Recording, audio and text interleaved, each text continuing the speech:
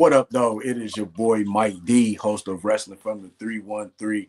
And real quick, as you can see, background is got a different look. Logo got a different look. Had to switch it up. The logo that I had, since I started for 3 years, it was time to change it up. So if you like the new design, if you like the new logo, leave a comment. But other than that, this episode is brought to you by WSN, the Wrestling Society Network. If you got the Amazon Fire Stick, Roku TV, Apple TV, download the app. Check out all the cool wrestling content on there. You can watch wrestling documentaries, wrestling movies, wrestling TV shows, anything that's wrestling, they got it on there. Also go to their website where you can sign up for a free account at thewrestlingsociety.com. Go in there, sign up, get a free account, check out the podcast room where they got all cool podcasts from the IWC, including Wrestling from the 313. Go to their Patreon page. You could join them for free, but to get the cool exclusive stuff, you gotta check out the membership options, and they got something there for everybody. Real quick, want to make another announcement. YouTube channel today just hit over 9,200 subscribers. So I'm happy about that. Thank you for everybody that has subscribed to the YouTube channel. And my guest today, he's from St. Louis. This is the first time that I think I just had just a straight wrestling fan just coming on the show. He reached out to come on, so made some brought him on so we could talk some wrestling. Justin G, what up, though? Welcome to Wrestling from the 313. Hey, Mike, glad to be here. Excited to talk about some wrestling. Thank you. And if you're watching, if you got any questions for me, Justin, leave a comment on whatever platform you want. Also, we are live on YouTube, Facebook, and Twitch. So if you're watching on any of those platforms, check us out, give us a like, share it, and give a comment. So Justin, and then I want to say he's from, like I said, St. Louis. That's like one of my, I want to say my second home, but got family down there, and I've been there a couple of times. I like it down there. They got a lot of cool stuff. I like the museum. I like the art that is kind of like the skyline of the city. And I like that everything down there is free too. So oh yeah. You can't beat some of the cool free activities down here, that's for sure. Right. Hey, because I went to the zoo one time, the last time I was down there, and that was free. And I'm like, our zoo here in Detroit, and I'm not too far from the Detroit Zoo here. And I think it's like maybe $30-$40 to get into the zoo. So shout out to the St. Louis Zoo and their freeness. yeah, because I mean, hey, it's like I'm one of 4 kids, and then I've got a niece and a nephew, so it's it's definitely nice that that's free for for a family like ours, who it's everybody goes plus a niece and nephew and brother-in-law. We're pushing 10 deep when we go to the zoo. So that's what's up. So Justin, what first got you into professional wrestling, and who were some of your earliest favorites? I got into wrestling, I think, it was just channel surfing as a kid. And I think I caught the end of a Monday Night Raw one week, and I can't remember what main event it was, but all I remember is, wow, what have I been missing here? And, not that I, wasn't not bored as a kid, but it's like, I spent a lot of time on the Super Nintendo and Nintendo 64 as a kid. But so I made sure, I'm like, okay, let's see this next week. So I made sure I found out what time it was on TV, where you got actually, I think this was back when, I was probably actually looking through an actual TV guide, to find when stuff was on. And I found when it started, and I was talking about this with somebody the other day, and I think of all the wrestlers I remember first seeing, I think on Monday Night Raw that week was Val Venus. of all wrestlers. That's I look back at it now, watching reviews of the old Monday Night Wars, and I'm like, man, out of Stone Cold, Triple H, Shawn Michaels. That's the first wrestler I have like a recollection of. Like, oh my God, I think that's the first wrestler I saw on TV when I turned on Monday Night Raw. That's what's up. So, Yeah. but yeah, I mean, it kind of turned into, one of my cousins would come over, older cousins would come over on Monday nights, and we'd watch Raw, and then later on it turns into going to watch the pay-per-views and stuff live on TV. And so I think one of my first pay-per-view recollections I have is watching WrestleMania 2000 live. Ooh. And then No Way Out 2000, which would have been Triple H and Cactus Jack in the Hell in a Cell. Oh yeah, I remember that. Yeah. Yeah, so which I think because I was a big Mick Foley fan growing up as a kid, so seeing WrestleMania 2000 and No Way Out were, I think, a couple good ones to start with, out of that. But I mean, it's hard to miss with pay-per-views in that era. It's Oh there's a yeah, couple iffy ones in there, but I mean, there's always at least one or two good matches on every one at least. So definitely.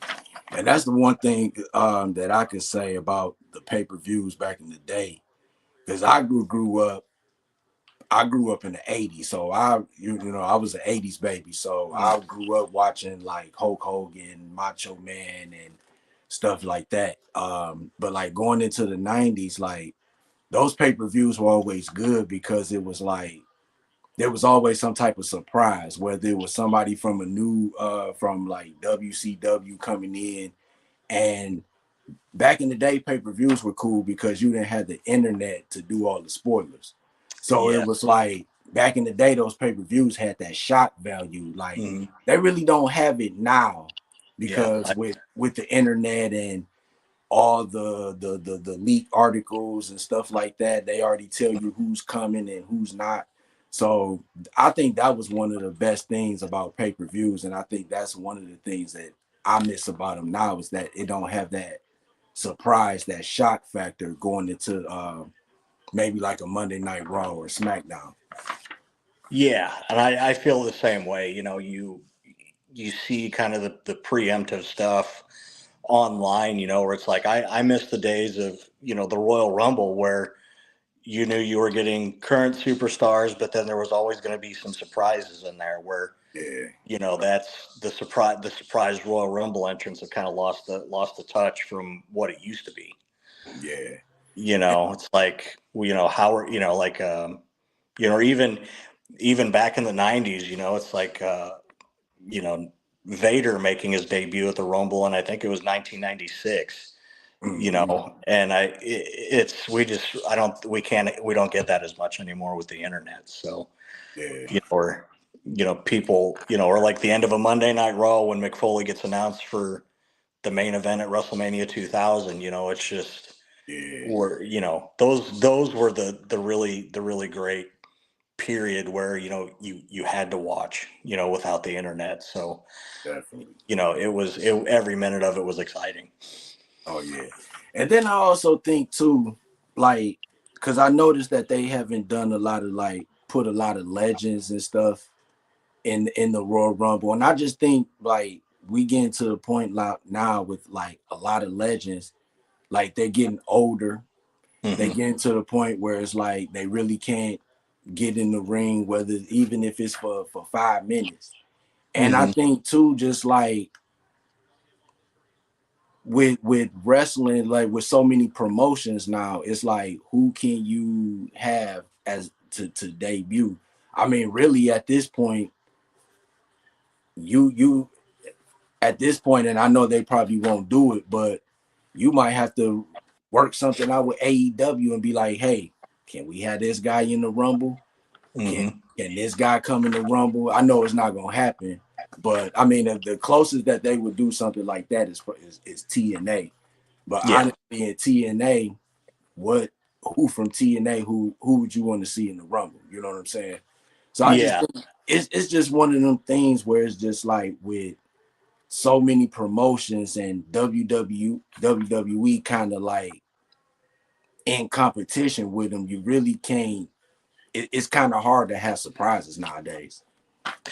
Yeah, and I think, like you said, it's a long shot for them to work out a deal, but I mean, it's almost to have that surprise factor. You almost have to work out something with AEW to say, hey, we want to steal Chris Jericho, or loan us Samoa Joe, Yeah, or Lance Archer, whoever. It's not like you said back in the old days where it's like for so many years from the very first Rumble when he won, you could count on at least Hacksaw Jim Duggan showing up at some point in the Royal Rumble, yeah, but, or even for, later in his career. Um, I remember one year, I think it may have been the Rumble in 2012. Like, it was a surprise to see Goldust make yeah, an entry in the Royal Rumble that year. So, yeah, yeah, and I mean, I think they've expanded the roster so much too that they can pull people off of NXT too to come up to the yeah. Rumble and get a little bit of a big atmosphere feel. Yeah. I definitely agree with that. And then I think that's really where that's really the route that they going. That like any surprises that you really see is gonna come from NXT. Mm-hmm. And we saw a little bit of that. We've been seeing that the last couple of years with after WrestleMania, all the wrestlers that have been getting called up after Mania. So yeah, I think that surprise factor is kind of gone. But it would be kind of cool, like you watching the Royal Rumble and John Moxley coming out of the crowd as like the 20th entrant or whatever. I think Mm-hmm. the crowd would go crazy if they were able to do something like that. But that you got a better chance of winning the lottery. Yeah, yeah. Unfortunately, yeah. Yeah, I mean or even I think at one point, I think it was like the Royal Rumble in 1995 when it was one of those down years in the company. I think at that point, I think 94 or 95, I think at the time they had a working agreement. I think with it was like AAA out of Mexico, I think was the promotion's name. But that's the problem though with like a promotion like that versus having AEW help you out is for us, outside of back then, outside of names like, Mil Mascaris, it's like, we're kind of going to be at a loss on, who are we seeing here? We're not going to have the background we need to really get into it. Yeah, definitely, definitely. So you've been on the Friends of the Square Circle podcast. Shout out to Crander Q. How did that opportunity come about, and what was that experience like?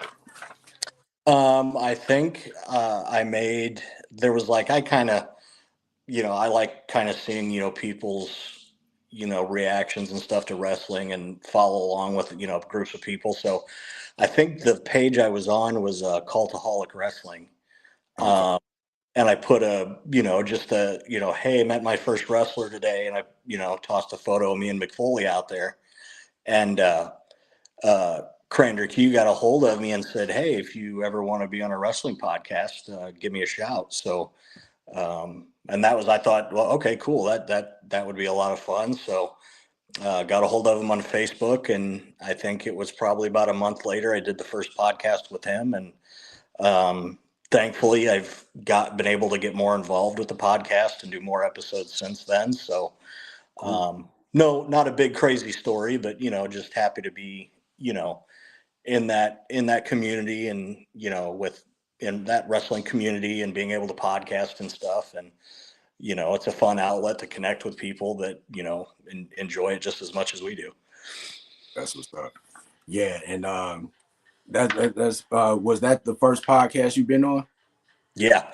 Yeah. It was, this past November. It seemed like it was longer, a lot Yeah. longer, or maybe it was maybe a month before that. Maybe it was October, but Oh, it seems, with life nowadays, you get busy with work. It seems like it's been a year, but it's been, 6 months. okay.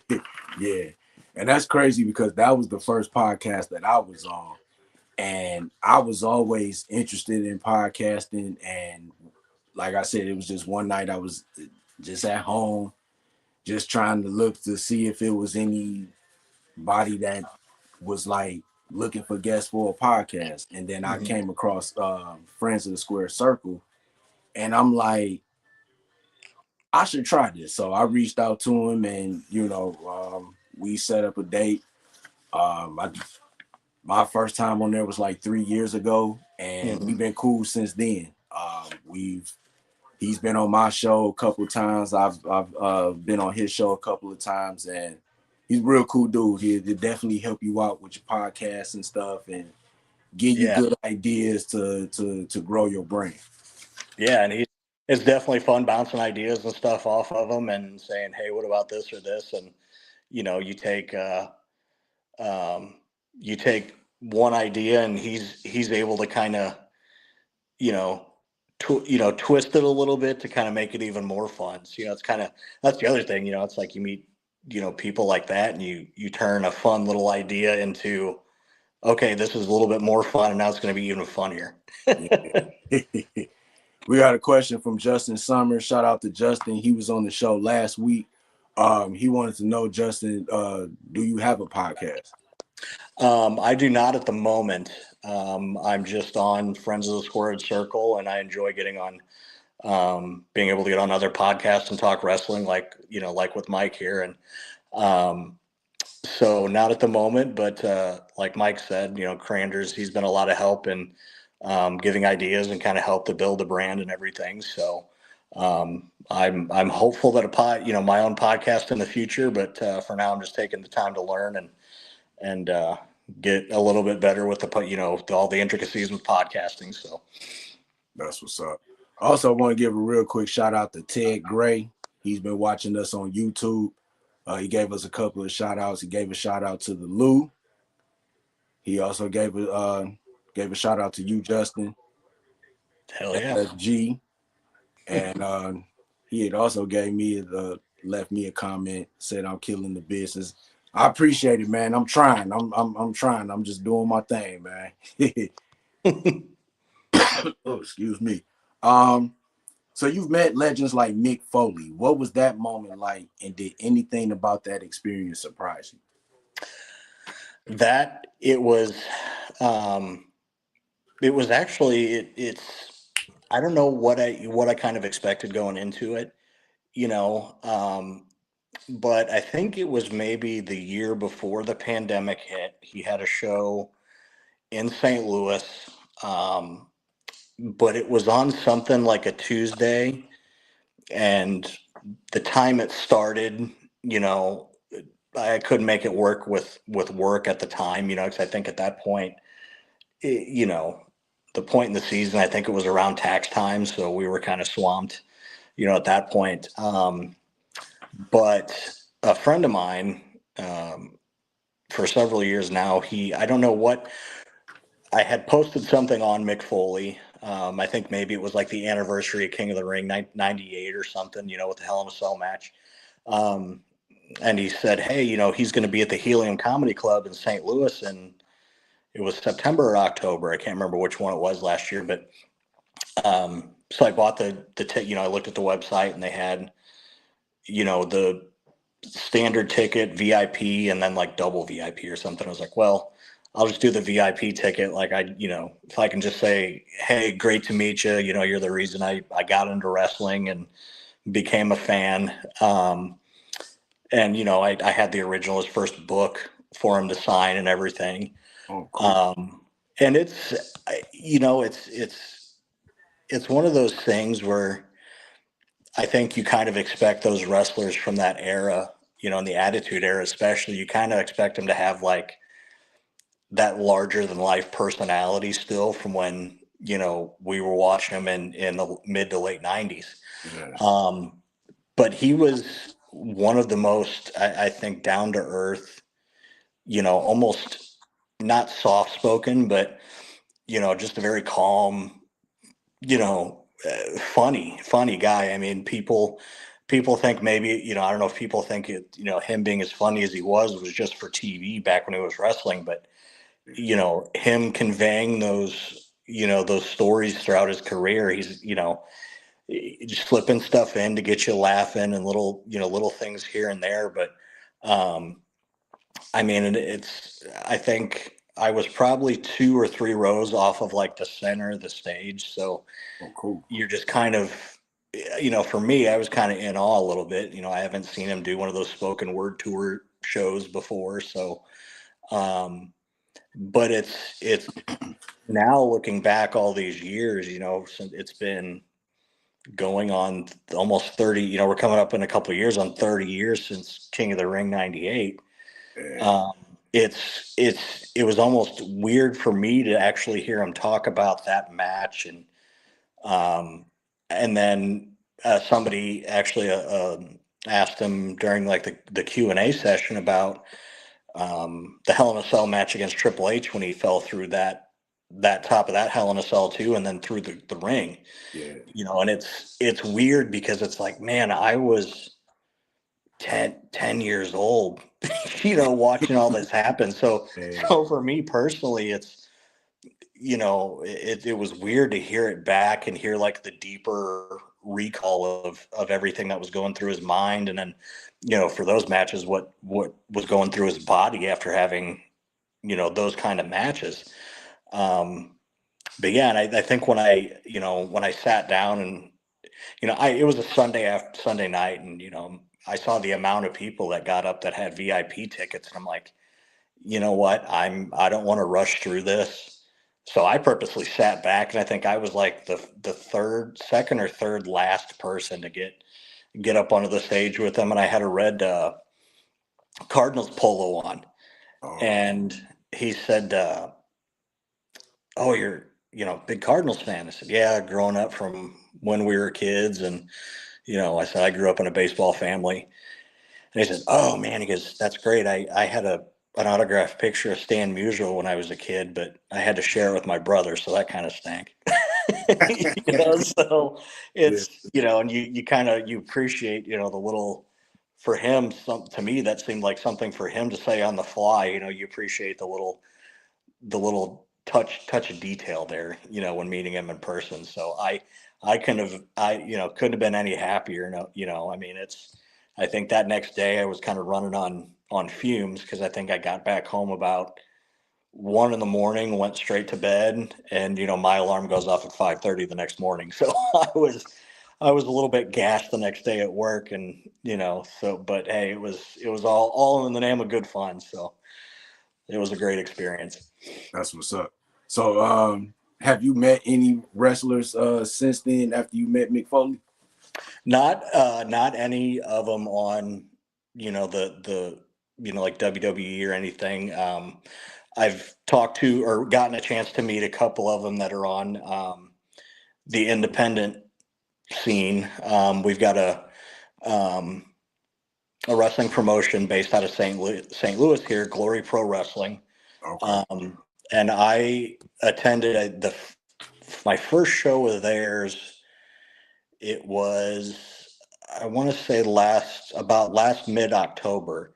I just found it online one day where it was kind of one of those suggestions that said, kind of like on one of the ticket websites, I think it's, Ticketmaster or something, or it said, you might be interested in this event near you. And it was one of their wrestling shows.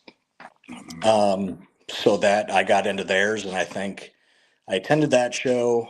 And then this past January, I've attended the shows almost, every month so far, with the exception of, this past month in April. But all of them are very down to earth. It's, it's crazy to see them go from in the ring, putting everything in there in the ring, and then to come out and just want to talk and just hang out and talk to everybody. And Memphis Wrestling was another one I got. I think it was back in 2024.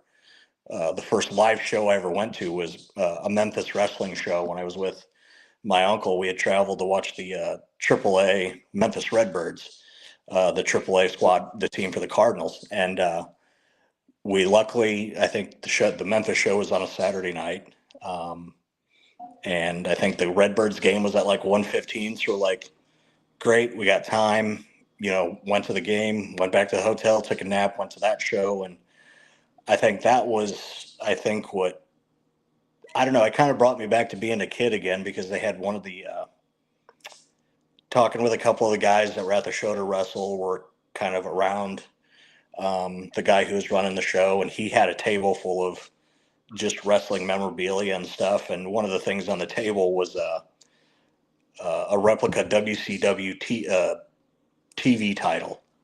So Yeah. I'm like, oh, 'cause my uncle's like, do you recognize these? And I'm like, yeah, that's a television championship, So of course, you got to pick that up and swing it over your shoulder, and get a good picture with it. But, I think that was kind of the show that, for me, at least as far as the live shows, that kind of sparked me into going, man, I've been missing a lot all these years. Yeah. Hey, because I saw that on your Facebook page too, that you took a picture with the television title, and like it's crazy that they don't have more replicas of the television title. You know what I'm Yeah. saying?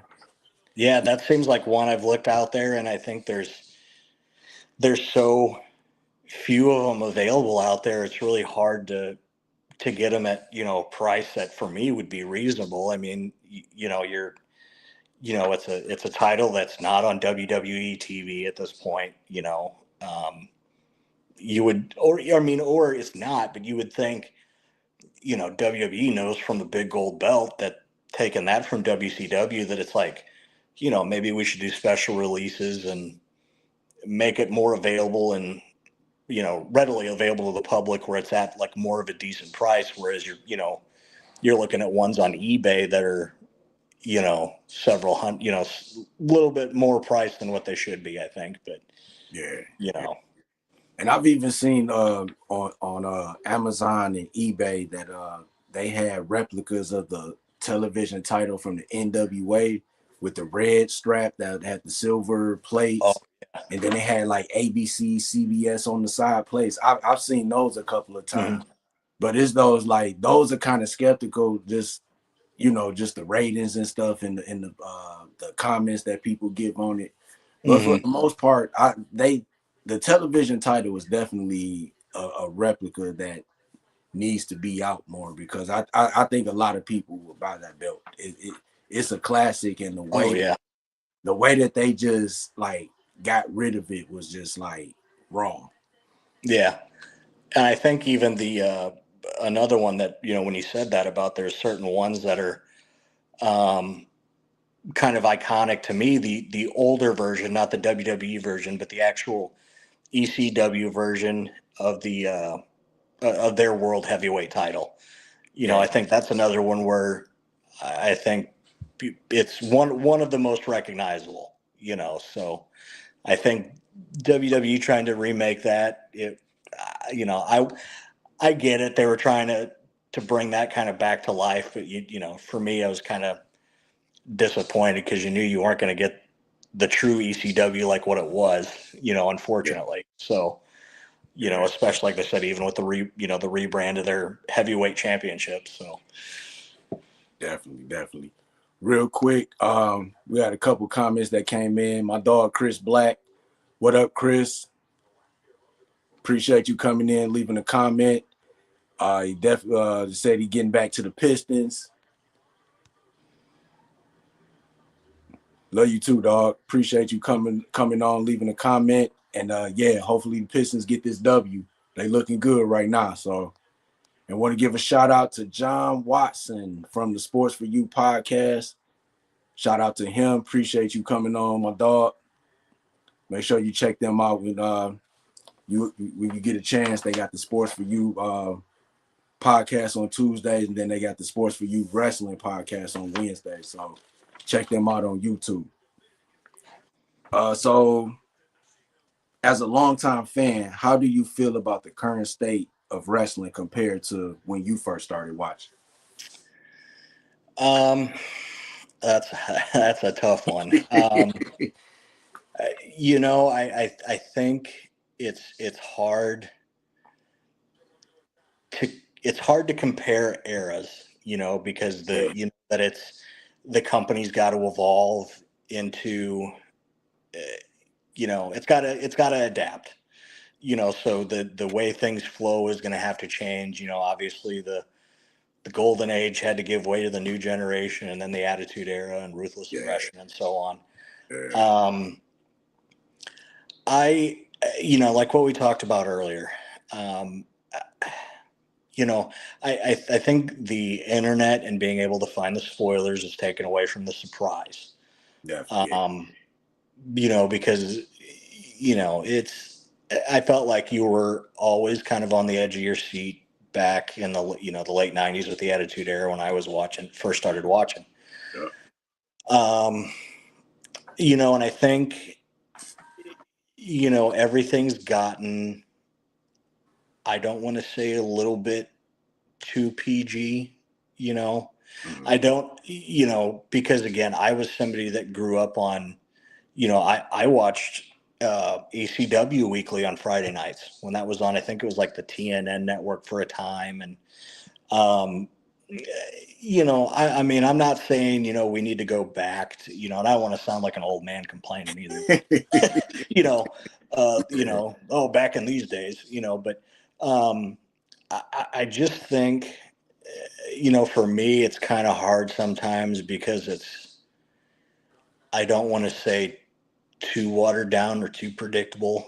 You know, I just, you know, because I still love watching it. I still have, you know, wrestlers I tune in for every week and I love watching. You know, Trick Williams is one Yeah. that Yeah. I love watching Trick Williams. Yeah. And like I went to a live SmackDown show in St. Louis on the Oh yeah, beginning that's right. of, They were there not too yeah. long.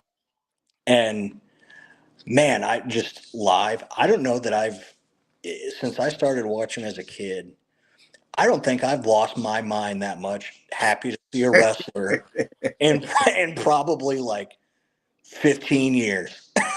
You know, like, so there's still the wrestlers there that you can really connect with and love watching.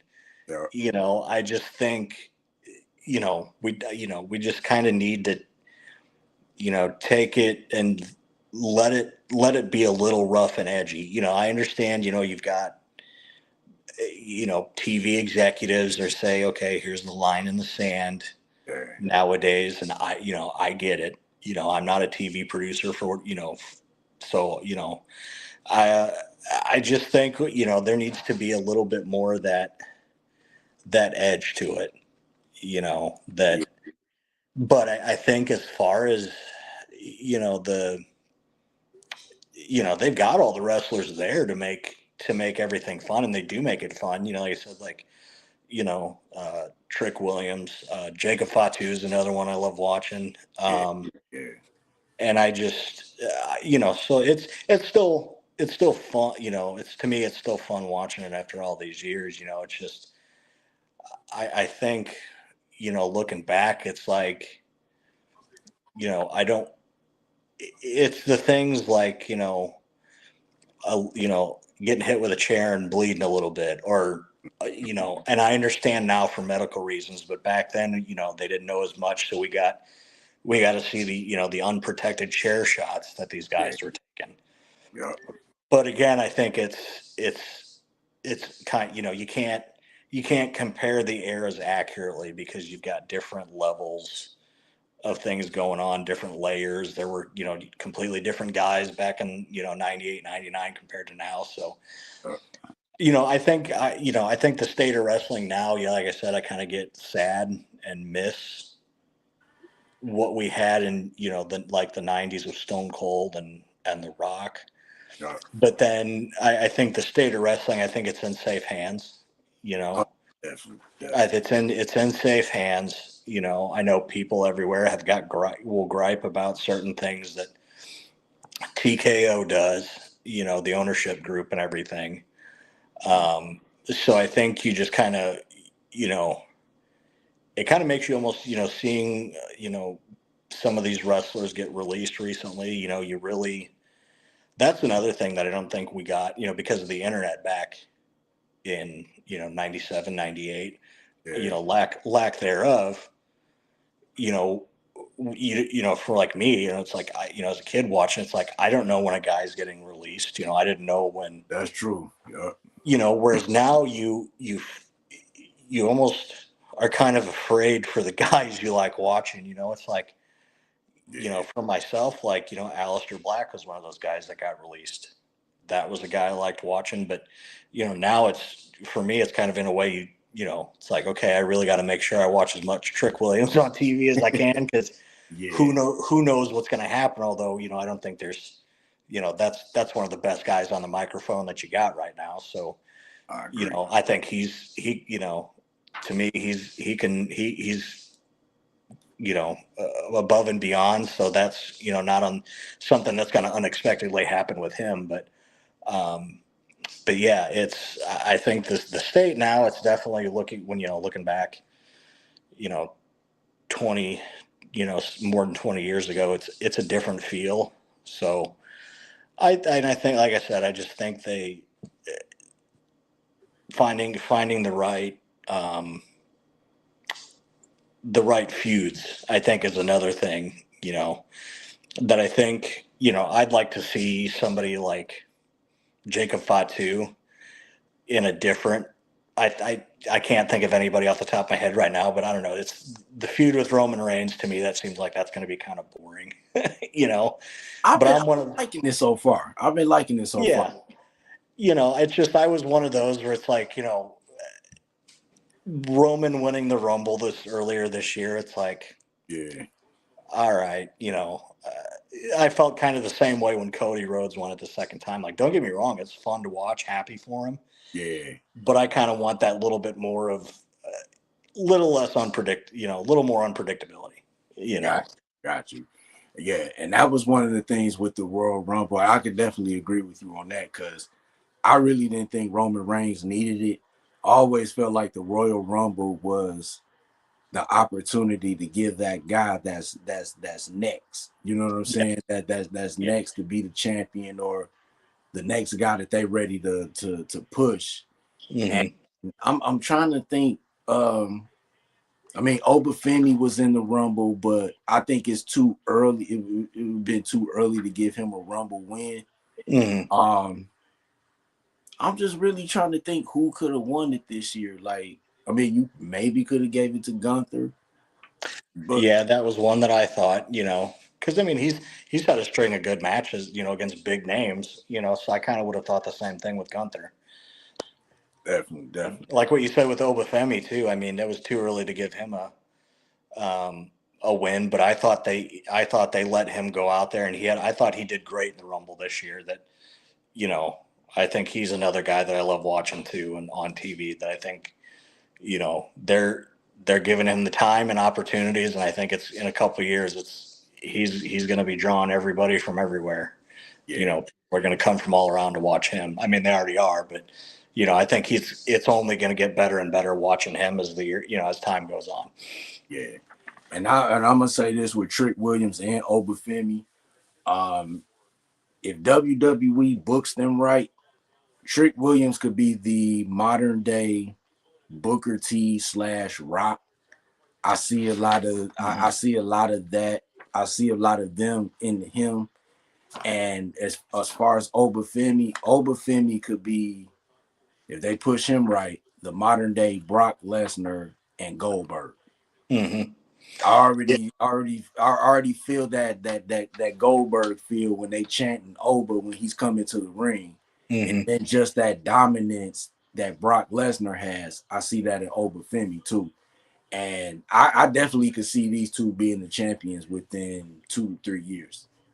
Oh, I agree absolutely, and I agree 100% with saying that about Trick. That I know now that the interviews are a little bit or way more scripted than what they used to be, but I Yeah, think they need to absolutely just throw the scripted stuff away when it comes to Trick Williams and just let him do and go out there, and they just say, hey, think of it on the fly, do what you want. Because to me, I think he already makes it fun on the microphone with how scripted the promos are. Yeah. Toss that yellow legal pad out the window and let him do whatever he wants on that microphone. Because, like you said, I think we could get a combination of Booker T and The Rock on the microphone from Trick. Yeah. Yeah. And yeah, they definitely are two guys that they're becoming stars. Like right now, if you look on almost any like podcast or whatever, you see Trick Williams. You know what I'm saying? Mm-hmm. He's been on, I want to say he's been on First Take maybe 2 or 3 times. He's been on other podcasts doing interviews. And real quick, Justin Summers, he said him, Trick and Lash are going to be the new power couple. They're the next Triple H and Stephanie. Yeah. We'll see. We'll see about. Yeah. See. They definitely got that potential, or I would say even Bianca Belair or Montez Ford. You know, Mm-hmm. somebody like that. You know, but yeah, Trick and Oba definitely has the potential. They just gotta they just gotta book them right. Yeah. Obafemi, I wouldn't let Obafemi lose a match for at least another year, year and a half. Like let Mm-hmm. him go undefeated, let him dominate, let him get one of the. I don't even think he needs the mid card title right now. Mm-hmm. Just let him just dominate, put him in some big matches, and when the time comes, which will probably be Royal Rumble next year, going into WrestleMania, I could see him winning the Rumble. I could Yeah. see him winning the Rumble, and I could see him going against Roman. And I think Mm-hmm. that's what they're going. I think that's what they're going to lean towards for next year's WrestleMania. Mm-hmm. I agree. I think it's one of those where I think they're doing it right with the pacing on Oba Yeah, and Trick, where they're not doing too much, too fast, too soon. You know, yeah, I think to me, I think they paced it well with Oba and Brock. That um, I think the stuff that they're doing with Trick Williams is paced out really well. Um, that I mean, hey, he won the U.S. Championship at WrestleMania. I mean, hey, I popped. I was hoping he'd win that. So, yeah, um, you know, I think it's almost one of those where I think there's been those mistakes in the past with wrestlers that have caught on. They push them too fast to the top, and then they've got nowhere to go. So it's not just a fall; it's a bad fall off of the top of that mountain. So I think what they're doing right now with those two guys is fantastic. So if any of those WWE executives are listening, don't change a thing with those two right now. yeah, yeah, definitely. I agree, and I think anybody that's watching or just been watching them since they've been called up, they would definitely agree. Mhm. So what's one match or moment that you think every wrestling fan should go back and watch? Oh man, I think when I think about that, I think I don't want to pick just a good match. I want somebody that's even a match that is to go a step further. If the person isn't a wrestling fan, I kind of look at it as what match would I want to tell them to watch, to have them say, you know what, I was wrong. Um, but I think for me, I would recommend I would say the street fight from the Royal Rumble in 2000 between Cactus Jack and Triple H. Okay. I think that's one where like what I was saying a little bit ago. I think for me, that's one where it's like you get wrestling, and then you get the just like the real fight feel of guys are bleeding, the chair shots, the thumbtacks. It's like to me, looking back on it now, it's like you kind of get a little bit of the ECW in there with all that stuff, which Yeah. Cactus wrestled for ECW, but that I think is a match I would recommend, every time recommend to people. And then the Hell in a Cell match from King of the Ring '98. But I think that's one that I would tell if somebody's Yeah. ask me why should I be a wrestling fan? Well, here, go on YouTube and watch this really quick. Yeah. you I know, agree. those I, are I def- I definitely say that match because a lot of people, they still like to say that wrestling is fake or whatever. But Yeah. I would tell them, watch the Hell in the Cell match between Undertaker and Mick Foley, and then watch one of the documentaries on the Hell in the Cell. And Hmm. there was nothing fake or nothing scripted about that match, especially when it came to the spots where Foley fell from the top of the cage and through the cage. Hmm. Nothing fake about that. And then they even talked about how, because it was like that was like maybe like the second Hell in the Cell match I think that they did. Yeah. Yeah. That was the second one. Yeah, the top of the top of the cell was held together with zip ties. So Yeah. when Undertaker was walking on the top of the cage when he threw Foley off, you could hear, even when they were wrestling, you could hear the zip ties like popping off Mhm. of the cage. And it was like, people don't really realize how dangerous that match was, and it wasn't even like part of the match. Like, Foley wanted to do that stuff, and Vince was like, nah. Even Undertaker was like, nah, Quite. bro. But they ended up doing it anyway, and they put on a classic. You know what I'm saying? Hmm. I think too, one of those kind of, I don't know if the right phrase for it is like a feel good match, but I think the Mankind beating The Rock on Monday Night Raw to win his first championship. Yeah, I think that's kind of just, if you want a good standard wrestling match where you've got the count, the run-ins, the interferences, Stone Cold coming in at the very end. I think that's one where it's a feel good, straight up kind of wrestling match where it's not like something like Hell in the Cell or a street fight or anything. I think that's always a good um, straight kind of wrestling match to start off with for somebody too. definitely, definitely. I would say, I would say a couple. I would tell anybody to watch a match from WrestleMania 3. Two matches I would prefer from that show. Macho Man and Ricky Steamboat. Mm, Of course, Hulk Hogan and Andre the Giant, because I feel like that was the match that put wrestling on the map. I mean, of course, you had two WrestleManias before that, but mm, WrestleMania 3, Hogan slamming the Giant was the moment that put wrestling on the map. And then I would even say, what was that, 1996 Bash at the Beach, when Hogan turned heel, one of the yes, yeah. moments. Hey, you can love Hulk Hogan, hate Hulk Hogan, but that was one of the best moments in professional wrestling. Like, he changed the game and he changed his character when he went to the NWO. I think that's probably the red. Hogan in the red and yellow will always be a favorite to wrestling fans, but Hollywood Hogan joining with Hall and Nash, nobody ever thought that would happen, and he played the hell out of that role as Hollywood Hogan.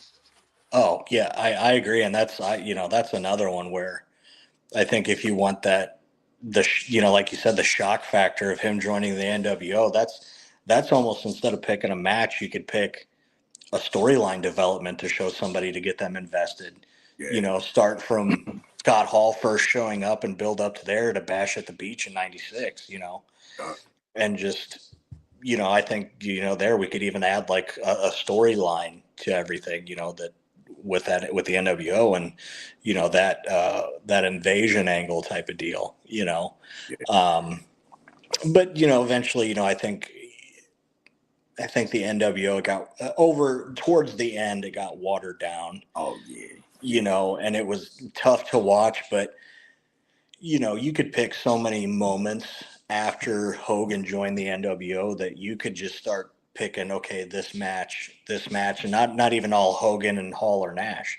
You could say, ooh, let's watch the Scott Norton match, or ooh, this is where the Great Muta joins, and stuff Yeah. like that. Which, I think them having the NWO Japan, like once people, they kind of introduced that to people in WCW, I'm like, to me, after that, it's like, as fun as the Wolfpack was, the NWO Red and Black, it's like, you don't need guys like Vincent in the NWO. Yeah. You don't need an NWO red and black. Let it be the guys in Japan that we see on Nitro every so often, once or twice every other month or every 3 months or something like that. That it's but I think that's a one great storyline that people should definitely have, recommending to people to say, what's something fun as a wrestling fan I should see for the first time type of deal. Definitely. Justin left 2 comments with us. He said the match that he would tell people to watch is WrestleMania 17, the TLC match with the Dudleys, Edge and Christian, and the Hardys. That's definitely one that I would recommend. Mm-hmm. That was a good one. And he had a question for you, Justin. He wanted to know, have you ever ran a promotion?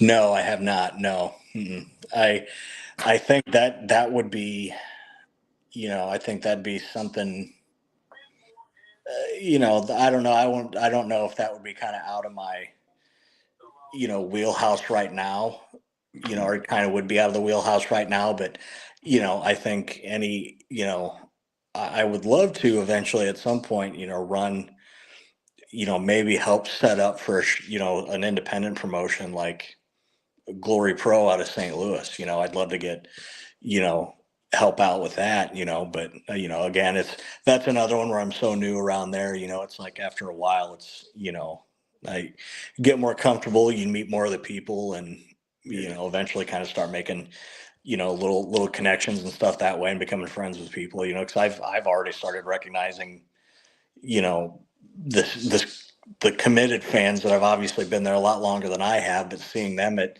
every show that I've been to so far. So, but yeah, I definitely would like to help out on one at some point, in whatever way I could. I'm one of those guys that I wouldn't be opposed to just being, ring setup. Definitely. There we go. So if you could sit down with any wrestler, past or present, who would it be, and what would you ask them first? Ooh. I would almost say on this one, that's a good one, because it's like you get a lot of names of people that you'd want to meet, and maybe, but ones that you'd want to sit down long term with. I would honestly, the person I would love to sit down with for an extended period of time, would be Paul Heyman, I think. Yeah. And I think that's one just to ask him about, tell me your perspective, really deep dive perspective on ECW, back in the 90s. And ask him, like, how he's just able to come up with these promos the way he is, because I feel like right now, his promos are, if you've watched him long enough in WWE, you can, you mentioned Paul Heyman's name and you can hear him saying, "Hi, my name is Paul Heyman," and his voice in your head. You've seen it so many times or heard it so many times. But he's one that I'd like to just sit down with for, a dinner, a couple drinks. And like I said, I'd be more interested to ask him though on, the old days in ECW. Like during the height of when things were really good in WCW, I'd really want to hear his perspective on that. And to kind of, he's obviously got such a good relationship with Brock Lesnar. That'd be, something else I'd like to talk to him about, like, just the type of friendship and association him and Brock Lesnar have, I think would be another one that I'd really like to talk to him about. And I think too, even like, again, it's, kind of switching gears back, that just, I'd love to ask Paul Heyman about, how was it having this wrestler, and this wrestler in the ECW promotion, guys like, Bam Bam Bigelow's one that comes to mind. Like when I think of Bam Bam Bigelow, I think that's one of those guys. When I see the ECW logo, for me personally, Bam Bam Bigelow is the guy that first comes to mind. Yeah. With ECW, just like Terry Funk's another one for ECW and that hardcore type of wrestling. So, but yeah, I mean, for me, it'd be Paul Heyman. That's what's up. I think for me, I think Paul Heyman would be one of the guys, but I think I would want to sit down and have an interview with Stone Cold Steve Austin. Just sitting down, I can see it right now. Me and Stone Cold sitting down, drinking some Stone Cold beer, and just talking about wrestling. Maybe even take a couple shots of whiskey or whatever, because I know he did that on his podcast too. But yeah, I would definitely love to, like, those guys from like the Attitude Era, the Monday Night Wars. Like you said, ECW was around that time. They was kind of in the middle with things. So it would be cool to just talk to them and chop it up with them about how things were back in the day. You know what I'm saying? Yeah. Like the level of intensity, like you in the WWE locker room watching WCW, or worrying about if Monday Night Raw is gonna have good ratings. You know what I'm saying? So then just to talk to somebody from WCW, maybe like a Kevin Nash or a Sting, and just pick their brain on what was the atmosphere like in WCW during the Monday Night Wars, and just even just talking to a guy like Sting, like, what was it like going a year and a half without talking, but making so much of an impact without talking? You know what I'm saying? So I know that was hard for him, but that was some of the best storytelling in wrestling. The whole Sting versus Hogan leading up to Starrcade. Unfortunately, the whole politics before the Starrcade match between them two kind of messed up the match or the moment or whatever. But all in all, that was a great time in wrestling, in my opinion. Yeah. I think that 90, I think early-ish 96 through like the end of 1998 was an unreal run. And I think too, going back and looking at, side by side ratings, every week for that run, even to include, WCW's, I think it was 83-week winning streak. Yeah. After, I just think, but even though they won 83 straight weeks, the WWF at the time, their ratings were still so solid. It's not like it was a 4.0 beating a 1.5, at that time frame. It's like, oh, they, WCW won with a 5.1, WWF had a 4.5. I just think that was a massive, incredible boom, at that, for those 2.5 years, that I think we can look back and really be thankful for that period of time we had in wrestling. Oh yeah, definitely.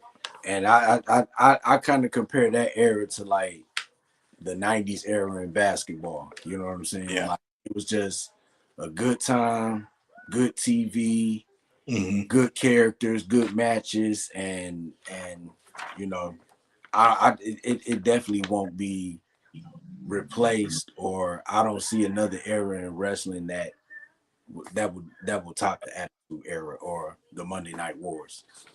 No, unfortunately, I just think that, we've got, I think we've got options as wrestling fans, with WWE, AEW, TNA's there, Ring of Honor, but I think, ECW's, or AEW, I think, is just at that point where it's like, they're, it's a good, I like watching it on Wednesday nights, but to me, it just doesn't have that feel like you know, when you go back and you watch WCW and you see things slowly kind of start to build for WCW, Yeah, you yeah. know, I just don't know that, you know, you can replicate something from back then into kind of like a Monday Night War between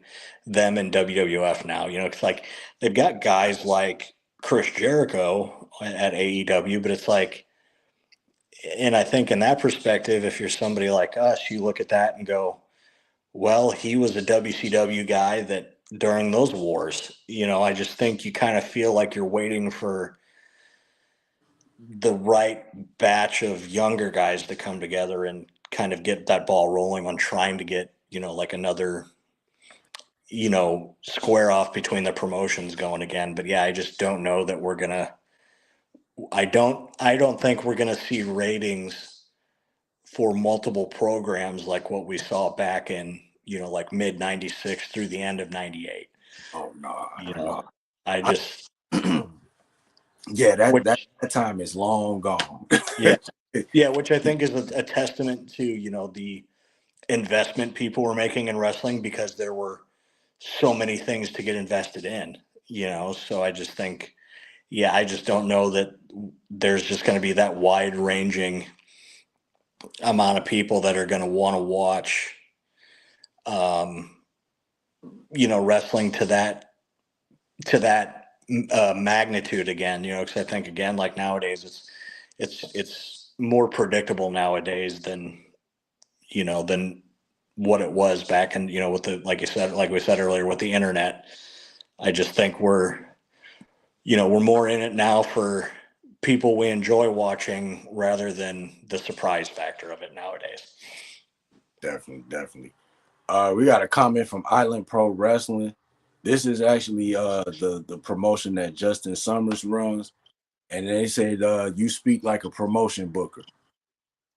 Hey, I'll take, I mean, to me, you know, to me, looking back on it from back in the day, watching those documentaries and stuff, like, um, I'll take that as a compliment. Hey, I'll take, I'll take the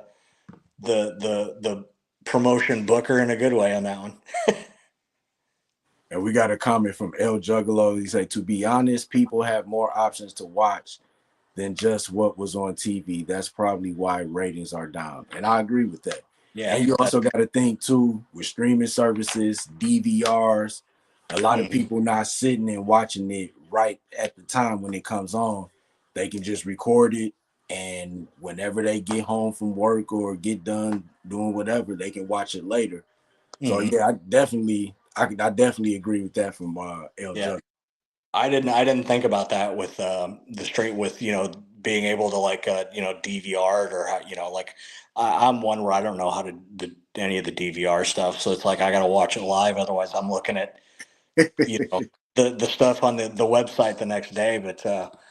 Um, but yeah, I think that's another one that you know, I agree. I didn't think of it in that angle. It's like, yeah, we do have more than, you know, just WWF and WCW now compared to what we used to, you know, where it's, you know, you know, like going to those small promote, you know, the independent promotions. I feel like I'm seeing a lot more on the independent promotions now online, you know, recently compared to the past, you know, so which maybe I wasn't looking for it or seeing it as much, you know, maybe that was my own fault, you know, years prior, but it really seems like people have really are really getting in and supporting those independent promotions in their area, which is cool to see, you know. Yeah, definitely. And I think a lot of people are supporting the independents now because with the ticket prices being so high in WWE, Yeah. you know what I'm saying? Like Yeah. people don't want to spend that much to go to a wrestling show. So instead of, you know, spending hundreds and thousands of dollars on WWE, they rather spend under $50 to go to an independent show. And real quick, I recently went to a independent show this past Sunday. Mhm. Ring of Champions. It's an independent promotion here in my area. and they had it was a real good show. It was my second time going to one of their shows. Their main event was kind of like a War Games / Survivor Series type of match. It was a nice twist on how they did it, you know, seeing that they didn't have like the two rings and the cages and stuff. It was a good show, it was a good match, and they got a show coming up in the next couple of months that I'm gonna definitely try to go to again. Yeah, and I totally agree with, I think, with ticket prices, it's even with full-time jobs, it's like people, it's hard to just on a whim go, yeah, I'm going to go to one of the big shows. Um, oh, yeah, you can't just nowadays, you can't just up and buy Yeah, WWE tickets. You kind of have to plan ahead for those, even if it's just a regular weekly show. But yeah, I agree with the prices of tickets on the independents. I got a general admission ticket just later last week for Glory Pro, where it was general admission for um, $20.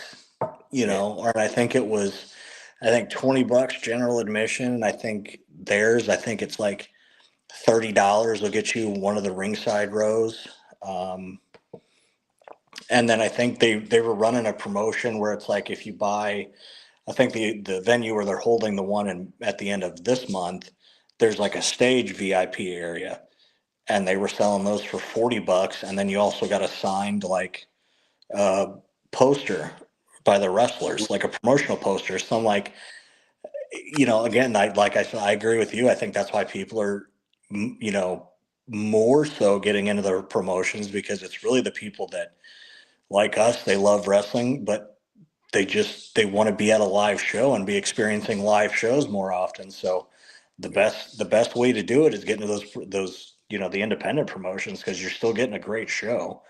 These guys and gals that are out there on these independent promotions, like they're just because they're not on, I think some people that are kind of outside, they kind of go off, the people that don't watch every week, or people from the outside of the wrestling community, I think would be like, oh, an independent promotion, they're not one of the ones on TV. yeah. I think some people on the outside would kind of say, but I mean, some of like Bruce Hamilton wrestles for Glory. Has wrestled a couple matches I've been able to see at Glory Pro, um, and I think um, he's a bigger guy, but I think for how he moves, I think it's more entertaining watching a guy like that closer than, and being able to like talk to him before or after the show, and pay, Yeah, you know, $20-$30 to see, people up and down that card perform like him and put it all out there. Like I said, you're seeing just as good wrestling matches on those independent promotions as you are the bigger ones. I mean, to me at least. definitely, definitely. We got a couple of comments that came in. El Juggalo, he said JCW has a good spot as of now with more people using YouTube. Now, I've been hearing a lot about JCW. A lot of people been talking about them. I'm gonna have to check them out. That's one where I hope they come through. I've actually been checking a lot more of their, like I'm on their like Facebook page, and I constantly check. I think they had a show in St. Louis, I want to say about 2 years ago, Oh, but I've really just started following JCW the last year or so, and that's another one that I hope comes to St. Louis, because that's all those shows. It looks like everybody's having the time of their lives at those JCW shows. So like, I got to get to one of those. Island Pro Wrestling. They said, Justin, you have to check out our promotion, Island Pro Wrestling. They are on YouTube. They got a lot of their matches on YouTube. Check out their Facebook page, Oh, Instagram. absolutely. They're on TikTok. Yeah, Island Pro Wrestling is doing big things, and yeah, they're based out in Canada, Prince Edward Island, Oh, the okay. the East Coast of Canada. Okay, perfect. Yeah, I'm definitely that'll be something I'll probably look up at and be watching tonight now, later on. We got one more. Speaking of the indies, might as well say this: JCW may as well be one of the best indie promotions that's touring nationally in the U.S. And Island Pro Wrestling streams our events on YouTube. Sorry for plugging, Mike. Hey, it's all good, man. It is all good. So, real quick before we get out of here, we want to talk about the big news that happened over the weekend. This shocked me because this came out of nowhere. Not only did JC Mateo and Tongaloa from the MFTs, they got released, but the New Day, Kofi Kingston and Xavier Woods have been released. It's been rumored that TKO wanted them to take a pay cut. They said nope, and they're no longer with the company. So, Justin, before we wrap things up, what are your thoughts on the releases? Not just That these releases, but the releases that happened a couple weeks ago. that one with the New Day, that one hit me pretty hard because Yeah, it's especially, like back when Big E was still with the group. I mean, before he had that injury and he had to step away from wrestling, that those three guys together, like there were times where like, you'd know they were coming on, they'd come on. I would watch the crowd for a hot second on TV just because it's like people were so into the New Day yeah, and just chant along, with New Day rocks and yeah, just seeing those like Kofi and Xavier Woods, like to me, it's just, it sticks into my mind the times like all three of them in the ring and yeah, you got Kofi and Xavier with trombones, jazzing along to New Day rocks on those trombones and stuff. yeah, It's like, I, it's, you kind of, to me, it almost, you kind of feel like, when you watch one of your little siblings, like, say if your little sibling moves away far enough to where you can't see him every day, yeah, that's kind of the sad part that I've got going where it's like, that's for us, that's, I think when you really get in, when those guys are doing such a good job that you can really connect with them and it's yeah, just no matter whether it's, babyface or heel, it's a joy to see them on Wrestling Weekly. yeah, And I think that's what those three guys, and I think those three guys with their separate personalities coming together to do that for the years that they did that, yeah, it was incredible. And I that release was a tough one to swallow. I yeah, think as you think about how consistently fun it was to watch those guys from day one up until when that release just happened. It's they were you could tell those were guys that weren't shortchanging you when they were out there.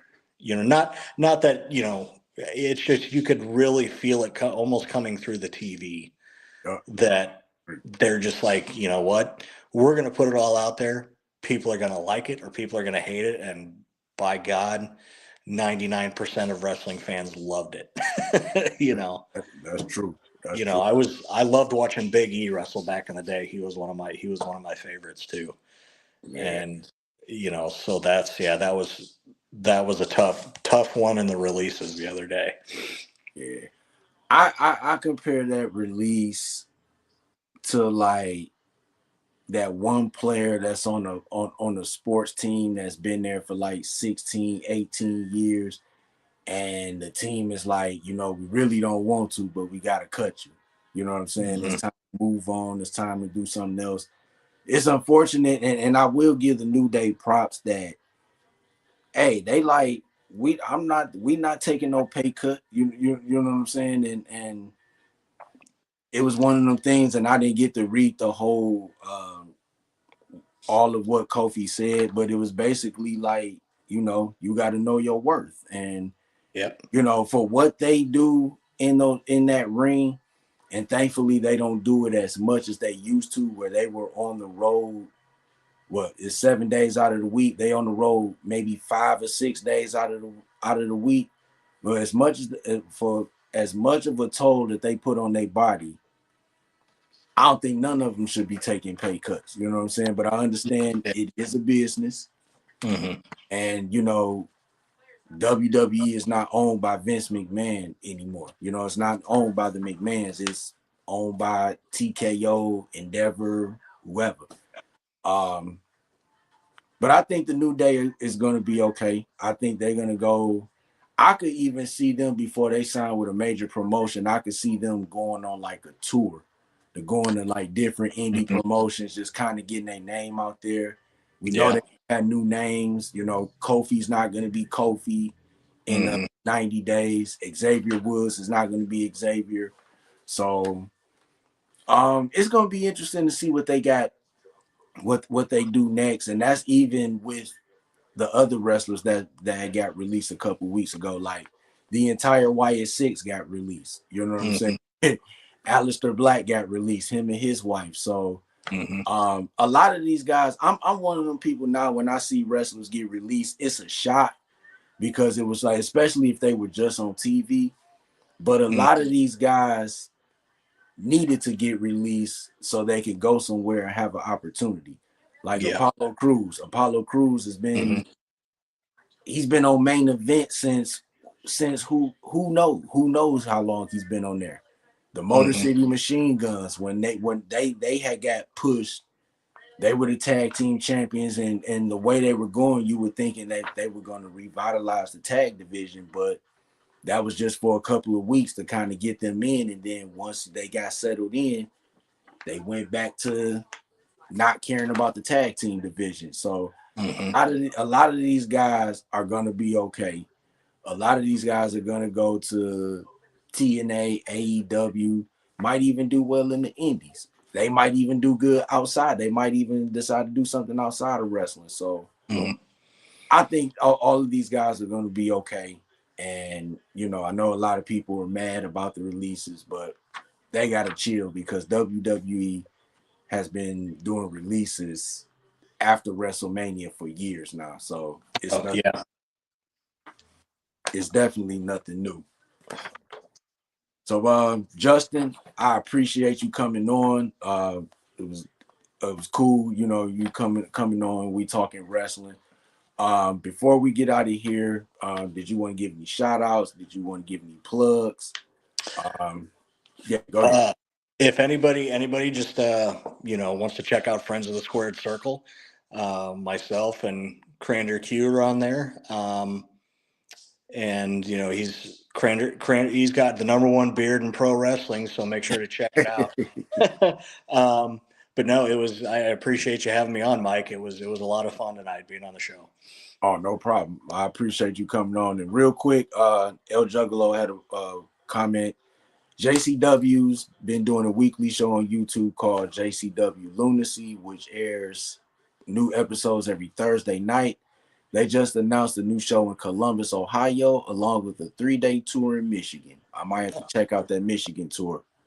And Yeah, I might have to check. I'm gonna have to check out those episodes dropping on Thursday night.